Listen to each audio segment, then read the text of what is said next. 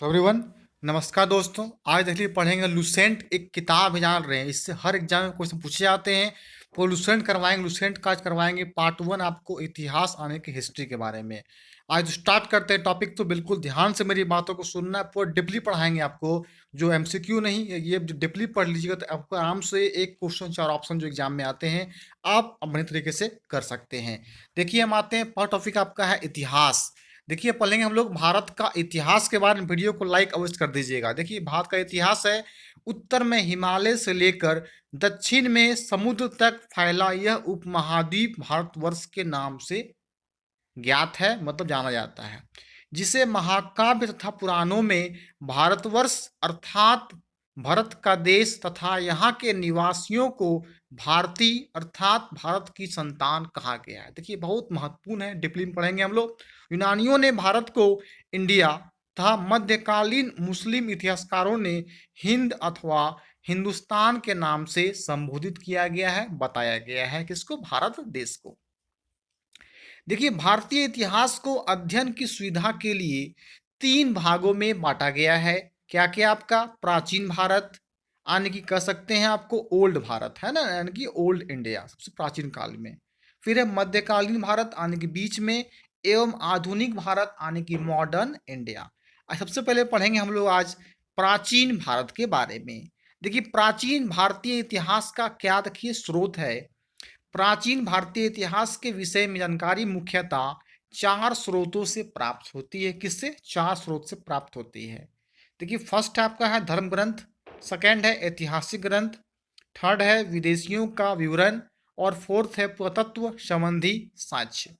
धर्म ग्रंथ एवं ऐतिहासिक ग्रंथ से मिलने वाली महत्वपूर्ण जानकारी क्या क्या है। देखिए भारत का सर्वप्राचीन धर्म ग्रंथ वेद, सबसे पुराना अगर कहा जाए धर्म ग्रंथ वो आपका वेद है, जिसके संकलनकर्ता महर्षि कृष्ण द्वैपायन वेद व्यास को माना जाता है। परीक्षा पूछ सकता है कि सर्वप्रथम प्राचीन कौन सा धर्म ग्रंथ है, कहना होगा उत्तर में आपको वेद।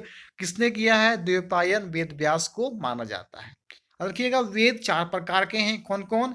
ऋग्वेद, यजुर्वेद, सामवेद एवं अथर्ववेद। परीक्षा पूछ सकता है ऋग्वेद वेद कितने प्रकार के, कहिएगा 4 वेद। आइए जानेंगे ऋग्वेद के बारे में। ऋचाओं के क्रमबद्ध ज्ञान के संग्रह को ऋग्वेद कहा जाता है। इसमें 10 मंडल हैं, 1028 सूक्त, बालखिल्य पाठ के 11 सूक्तों सहित एवं 10,462 ऋचाएं हैं। याद रखिएगा बहुत महत्वपूर्ण, पूछ सकता है कितने मंडल हैं? 10 मंडल है। कितने सूक्त हैं? 1028 सूक्त हैं। इस वेद के ऋचाओं के पढ़ने वाले ऋषि को होत्रु कहते हैं। इस वेद से आर्य के राजनीतिक प्रणाली एवं इतिहास के बारे में जानकारी मिलती है। क्या ये कहता है पॉइंट आपका? विश्वामित्र द्वारा रचित ऋग्वेद के 3रे मंडल में सूर्य देवता सावित्री को समर्पित प्रसिद्ध गायत्री मंत्र है। पूछ सकता है गायत्री मंत्र कहाँ से लिया गया, कहना होगा ऋग्वेद से। इसके 9वें मंडल में देवता सोम का उल्लेख है। 9वें मंडल में सोम देवता का बहुत महत्व प्रश्न बनता है परीक्षा में यहाँ पे। इसके 8वें मंडल की हस्तलिखित ऋचाओं को खील कहा जाता है। चातुर्वर्ण समाज की कल्पना का आदि स्रोत ऋग्वेद के 10वें मंडल में वर्णित पुरुष सूक्त हैं, जिसके अनुसार 4 वर्ण ब्राह्मण, क्षत्रिय, वैश्य तथा शूद्र आदि पुरुष ब्राह्मण के क्रमशः मुख, भुजाओं, जंघाओं और चरणों से उत्पन्न हुए। नोट: धर्मसूत्र 4 प्रमुख जातियों की स्थितियों, व्यवसायों, दायित्वों, कर्तव्यों तथा विशेषाधिकारों में स्पष्ट विभेद करता है। तो ये कहता है वामनावतार के 3 पगों के आख्यान का प्राचीनतम स्रोत जो है वो भी आपका ऋग्वेद को कहा जाता है। ऋग्वेद में इंद्र के लिए 250 तथा अग्नि के लिए 200 ऋचाओं की रचना की गई। ये भी आपके लिए बहुत महत्वपूर्ण पॉइंट है। नोट देखिए क्या है, प्राचीन इतिहास के साधन के रूप में वैदिक साहित्य में ऋग्वेद के बाद शतपथ ब्राह्मण का स्थान आता है। अब देखिएगा शतपथ ब्राह्मण का स्थान कब आएगा, जो देखिए अगला वेद हम लोग पढ़ेंगे अजुर्वेद। ये था कुल मिला के ऋग्वेद के बारे में। आइए हम लोग पढ़ेंगे नेक्स्ट वेद आपका है अजुर्वेद। सस्वर पाठ के लिए मंत्रों तथा बलि के समय अनुपालन के लिए नियमों का संकलन अजुर्वेद कहलाता है। इसके पाठकर्ता को अध्यवरयु कहते हैं। याद रखिएगा, यह एक ऐसा वेद है जो गद एवं पद दोनों में, परीक्षा पूछ सकता है गद एवं पद दोनों किस वेद में है, तो कहना होगा आपको अजुर्वेद में है। आइए देखिए अगला वेद पढ़ेंगे हम लोग, उसका नाम देखिए है साम वेद। यह गाई जा सकने वाली ऋचाओं का संकलन है। इसके पाठकर्ता को उद्दात्री कहते हैं। इसे भारतीय संगीत का जनक कहा जाता है। पूछिएगा किस वेद को भारतीय संगीत जनक कहा जाता है, कहना होगा आपको साम वेद को। आइए अब आते हैं नेक्स्ट टॉपिक पे। देखिए नेक्स्ट आपका वेद है, उसका नाम देखिए है अथर्ववेद। देखिए अथर्वा ऋषि द्वारा रचित इस वेद में रोग निवारण, तंत्र मंत्र बताया गया है, झाड़ू टोना, सांप वशीकरण, आशीर्वाद, स्तुति, प्रायश्चित, औषधि, अनुसंधान, विवाह, प्रेम, राजकर, मातृभूमि, महामाया आदि विविध विषयों से संबंध मंत्र तथा सामान्य मनुष्यों के विचारों, विश्वासों, अंधविश्वासों इत्यादि का वर्णन सब अथर्ववेद में किया गया है। रोग निवारण के बारे में, तंत्र मंत्र पूछे, झाड़ू टोना पूछे, सब है आपका अथर्ववेद में। इसमें सभा एवं समिति को प्रजापति की दो पुत्रियां कहा गया है, किसको, अथर्ववेद को। नोट देखिए, सबसे प्राचीन वेद ऋग्वेद है एवं सबसे बाद का वेद अथर्ववेद है। देखिएगा बहुत महत्वपूर्ण है। वेदों को भली भांति समझने के लिए 6 वेदांगों की रचना हुई है। ये क्या क्या देखिए वेद 4 है, वेदांग 6 है। कौन कौन है, शिक्षा पहला, सेकेंड ज्योतिष, थर्ड कल्प, चौथा व्याकरण, पांचवा निरुक्त और छठा छंद। कुल मिला के 6 वेदांग हैं। देखिए बात किया जाए कि पुराण यहाँ पे देखिए विष्णु पुराण में संबंधित वंश देखिए मौर्य वंश है, मत्स्य पुराण में आंध्र सातवाहन है और वायु पुराण में गुप्त वंश संबंधित वंश है। भारतीय ऐतिहासिक कथाओं का सबसे अच्छा क्रमबद्ध विवरण पुराणों में मिलता है। इसके रचयिता देखिए लोमहर्ष हैं। पूछेगा पुराणों रचयिता है, कहना होगा लोमहर्ष, अथवा इनके पुत्र उग्रश्रवा माने जाते हैं। इनकी संख्या रखिएगा, कुल मिला के पुराणों की संख्या 18 है, जिनमें से केवल 5 मत्स्य, वायु, विष्णु, ब्राह्मण एवं भागवत में ही राजाओं की वंशावली पाई जाती है। देखिए नोट पढ़ेंगे, पुराणों में मत्स्य पुराण सबसे प्राचीन एवं प्रामाणिक है। अधिकतर पुराण सरल संस्कृत श्लोक में लिखे गए हैं। स्त्रियां तथा शूद्र जिन्हें वेद पढ़ने की अनुमति नहीं थी, वे भी पुराण सुन सकते थे। पुराणों का पाठ पुजारी मंदिरों में किया करते थे। स्मृत ग्रंथों में सबसे प्राचीन यानी पुराना एवं प्रामाणिक मनुस्मृति मानी जाती है। परीक्षा पूछ सकता सबसे पुराना स्मृति कौन सा है, कहना होगा मनुस्मृति मानी जाती है। यह शुंग काल का मानक ग्रंथ है। नारद स्मृति गुप्त युग के विषय में जानकारी प्रदान करता है। जातक में बुद्ध की पूर्वजन्म की कहानी वर्णित है। हीनयान का प्रमुख ग्रंथ कथावस्तु है, जिसमें महात्मा बुद्ध का जीव चरित्र अनेक कथानकों के साथ वर्णित है। जैन साहित्य को क्या कहा गया, पूछेगा, जैन साहित्य को आगम कहा जाता है। जैन धर्म का प्रारंभिक इतिहास कल्प सूत्र से ज्ञात होता है। जैन ग्रंथ भगवती सूत्र में महावीर के जीवन कृतियों तथा अन्य समकालिकों के साथ उनके संबंधों का विवरण मिलता है। अर्थशास्त्र के लेखक हैं चाणक्य, कौटिल्य या विष्णुगुप्त हैं। यह 15 अधिकरणों एवं 180 प्रकरणों में विभाजित है, बांटा गया है। इससे मौर्यकालीन इतिहास की जानकारी प्राप्त होती है। संस्कृत साहित्य में ऐतिहासिक घटनाओं को क्रमबद्ध लिखने का सर्वप्रथम प्रयास अर्घ्य कलहन के द्वारा किया जाता है। अर्घ्य कलहन द्वारा एक पुस्तक लिखा गया, उस पुस्तक का नाम है राजतरंगिणी। पूछेगा राजतरंगिणी पुस्तक को लिखा गया है, कहना होगा कलहन के द्वारा, जिसका संबंध कश्मीर के इतिहास से है। बोलेगा इसका संबंध किससे है, तो कहना होगा कश्मीर के इतिहास से संबंध है राजतरंगिणी, जो लिखा गया है कलहन के द्वारा। अरबों की सिंध विजय का वृत्तांत तचनामा, जिसको बोलते लेखक अली अहमद में सुरक्षित है। लेकिन नेक्स्ट कहता है अष्टाध्यायी संस्कृत भाषा व्याकरण की प्रथम पुस्तक के लेखक पाणिनि है। पूछे अष्टाध्यायी पुस्तक के लेखक, कहना होगा पाणिनि है। इससे मौर्य के पहले का इतिहास तथा मौर्य युगीय राजनीतिक अवस्था की जानकारी प्राप्त होती है। कल्याणन की गार्गी संहिता एक ज्योतिष ग्रंथ है, फिर भी इसमें भारत पर होने वाले यवन आक्रमण का उल्लेख मिलता है। पतंजलि पुष्यमित्र शुंग के पुरोहित थे। इनके महाभाष्य से शुंगों के इतिहास का पता चलता है, बहुत महत्वपूर्ण है। विदेशी यात्रियों से मिलने वाले प्रमुख जानकारी। यूनानी रोमन लेखक टेसियस, यह ईरान का राजवेद था। भारत के संबंध में इसका विवरण आश्चर्यजनक कहानियों से परिपूर्ण होने का कारण अविश्वसनीय है। देखिए नेक्स्ट कहता है आपका नंबर 2 है हेरोडोटस। इसे इतिहास का पिता कहा जाता है। पूछ सकता है इतिहास का पिता, तो कहना होगा आपको उत्तर हेरोडोटस को इतिहास का पिता कहा जाता है। इसने अपनी पुस्तक हिस्टोरिया में 5वीं शताब्दी ईसा पूर्व के भारत फारस के संबंध का वर्णन किया है, बताया है, परंतु इसका विवरण भी अनुश्रुतियों एवं अफवाहों पर आधारित है। आइए देखेंगे नेक्स्ट टॉपिक पे। देखिए नेक्स्ट कहता है आपका नंबर 3, सिकंदर के साथ आने वाले लेखकों में निर्याकस थे। आनेसिक्राटस तथा आरिस्टोबुलस के विवरण के अधिक प्रामाणिक एवं विश्वसनीय है। देखिए नंबर 4 है मेगास्थनीज। यह सेलुकस निकेटर का राजदूत था जो चंद्रगुप्त मौर्य के राज दरबार में आया था। पूछ सकता है चंद्रगुप्त मौर्य दरबार में कौन आया था, तो कहना होगा मेगास्थनीज। इसने अपनी पुस्तक इंडिका में, इंडिका पुस्तक किसने लिखा, तो कहना होगा मेगास्थनीज को लिखा गया था। मौर्य युगीन समाज एवं संस्कृति के विषय में लिखा है। 5 देखिए है डाइमेकस। यह सीरिय नरेश आंतियोकस का राजदूत था जो बिंदुसार के राज दरबार में आया था। इसका विवरण भी मौर्य युग से संबंधित है। नंबर 6 देखेंगे डायनोसियस।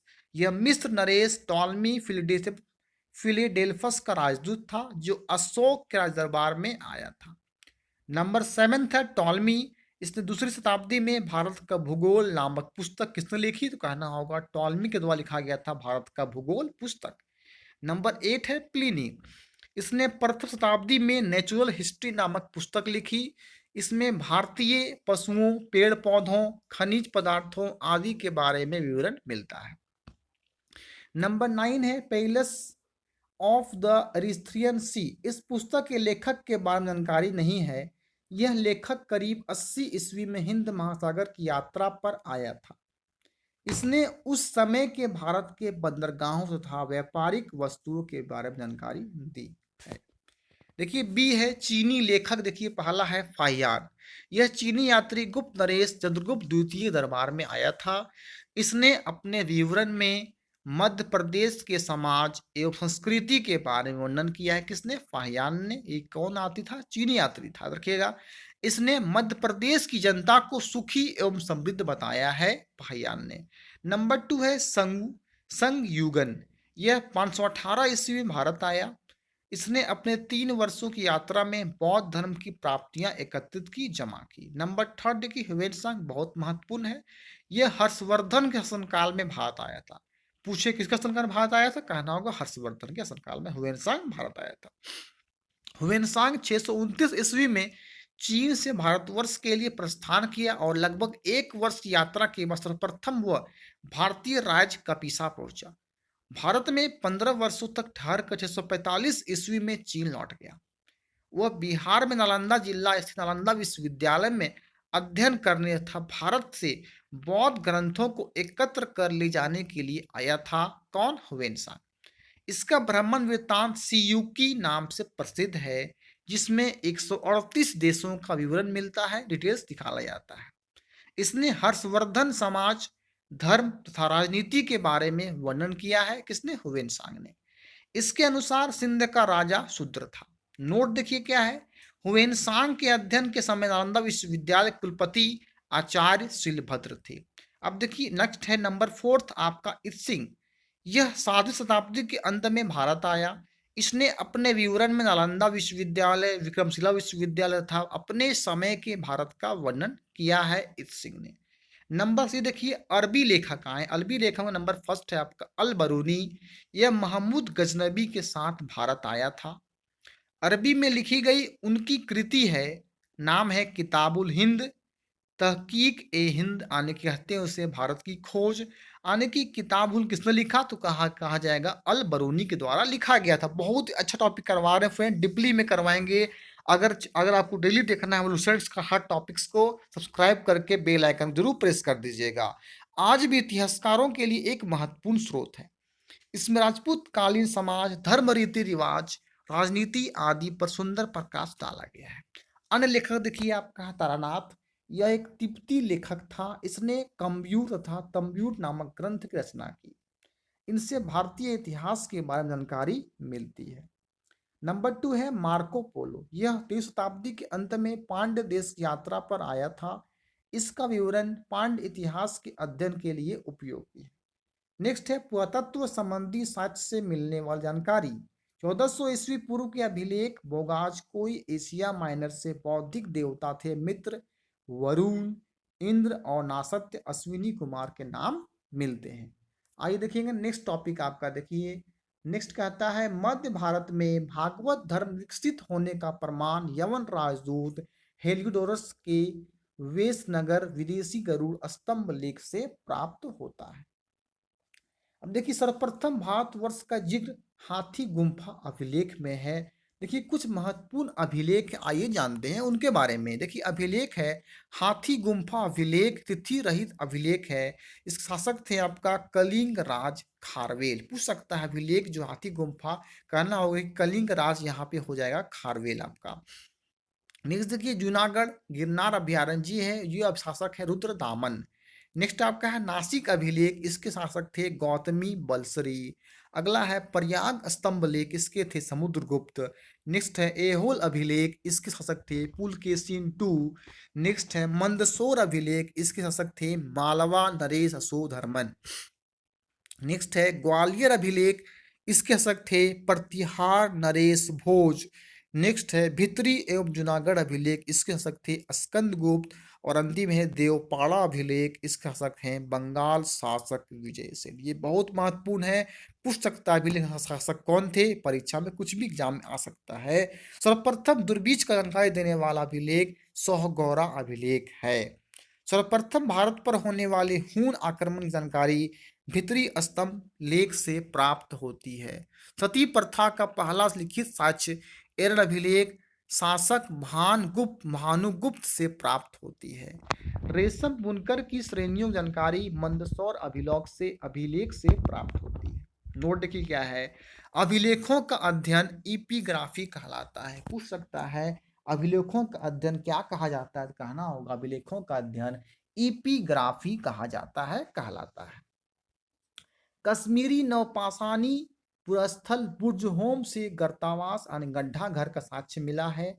इनमें उतरने के लिए सीढ़ियां होती थी। प्राचीनतम सिक्कों को आज सिक्के कहा जाता है। इसी को साहित्य में कारशासन कहा गया है। सर्वप्रथम सिक्कों पर लेख लिखने का कार्य यवन शासकों ने किया।